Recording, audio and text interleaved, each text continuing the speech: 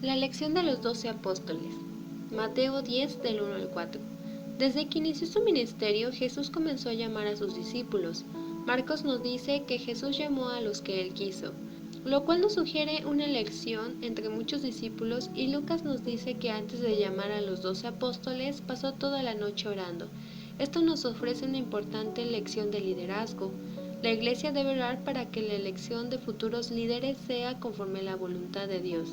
Estos fueron 12, lo cual algunos creen que fue porque serían estos los que usaría para traer la restauración espiritual de las 12 tribus de Israel, y así como los 12 patriarcas de cada tribu de Israel representan el antiguo pacto, los 12 apóstoles representarían el nuevo pacto donde Dios restauraría a la nación de Israel, incluyendo a los gentiles en este plan. A estos 12 llamó apóstoles, palabra que viene del griego apostolos, que significa enviado con un mensaje. En este sentido, los apóstoles eran hombres que habían sido enviados por el mismo Jesús para proclamar el mensaje del Evangelio. Mateo describe la razón por la cual estos hombres fueron elegidos. Estos 12 fueron provistos de autoridad, la cual es una palabra que proviene del griego exousia, que literalmente significa otorgar poder o poderío. Aparte de esto, todos sus servidores han sido llamados a estar cerca de él. Como servidores de Dios, no podemos descuidar nuestra comunión con el Todopoderoso, ya que nuestro bienestar depende de ello. También nos llama a proclamar las buenas nuevas de Dios. Aquí Mateo nos presenta la lista de los 12 apóstoles, y en general en el Nuevo Testamento solo aparece la lista 3 veces más, 2 en los pasajes paralelos. Marcos 3, 16 al 19 y Lucas 6, 14 al 16, y una vez más en Hechos 1, 13, donde se excluye el nombre de Judas, el cual sería sustituido por Matías. Con respecto a su orden, se presenta con muy pocas variantes. Con un factor común, se presenta en 3 grupos de 4, y en todos Pedro encabeza la lista. En primer lugar aparece la lista de los discípulos más conocidos: Simón, llamado Pedro, y Andrés su hermano, Jacobo, hijo de Zebedeo, y Juan su hermano. Encabeza siempre la lista de nombres el famoso e impetuoso Pedro.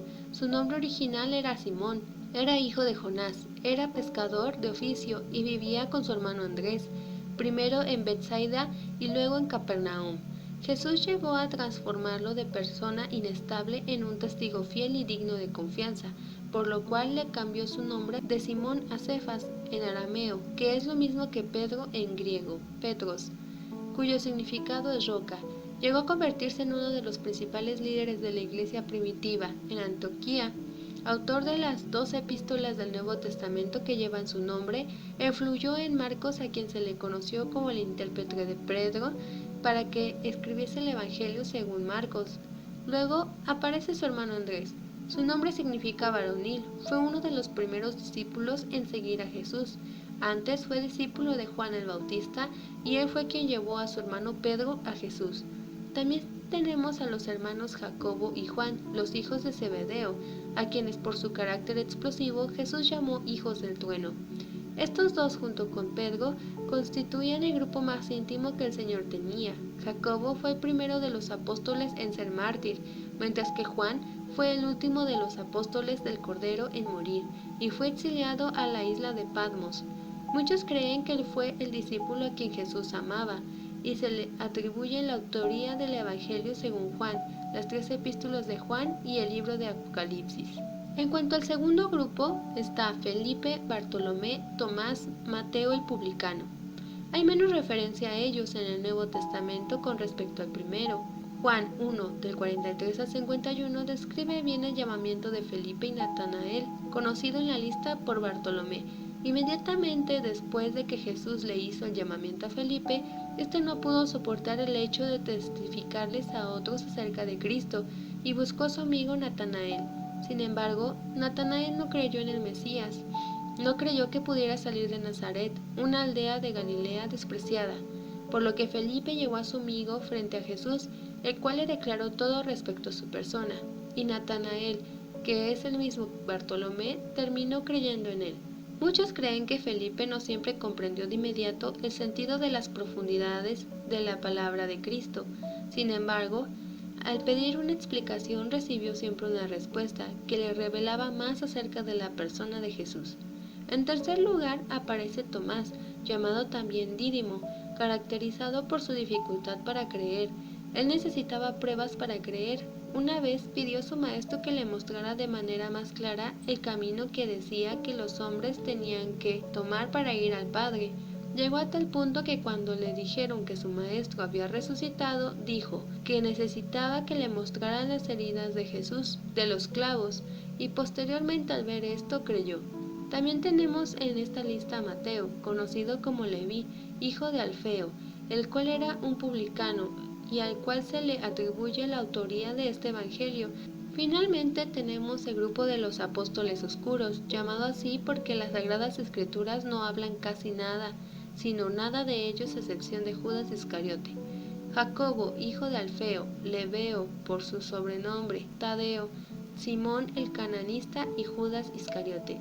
Acerca de Jacobo, el hijo de Alfeo, algunos lo identifican con el hijo de María, una mujer que seguía a Jesús, donde es llamado por Marcos como Jacobo el menor, lo cual algunos interpretan como Jacobo el más joven, pero otros como Jacobo el pequeño en estatura.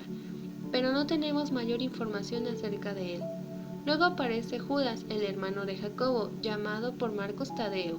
Muchos consideran que éste deseaba que Jesús se revelase al mundo de la misma manera que se les había revelado a ellos, con el fin de llamar la atención hacia su divina persona.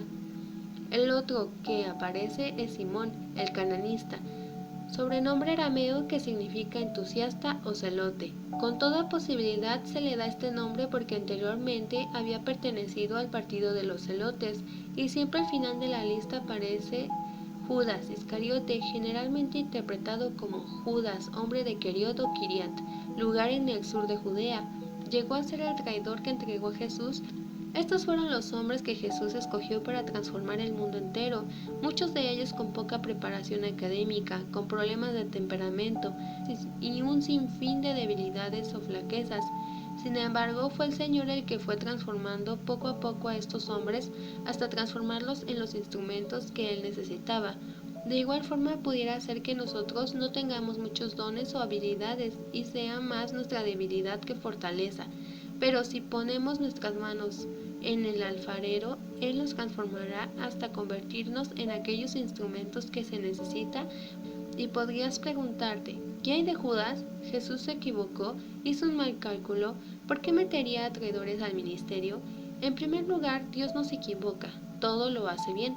Entonces queda descartada la posibilidad de que sea un error. La razón por la cual lo escogió es para ayudarnos a entender la hipocresía religiosa y la necesidad de la verdadera salvación. Y en segundo, Jesús es soberano y lo eligió, pero no para redención, sino como traidor, pues fue profetizado en el Antiguo Testamento. Entonces lo hizo para que la escritura se cumpliese, como lo dice Lucas 17:12.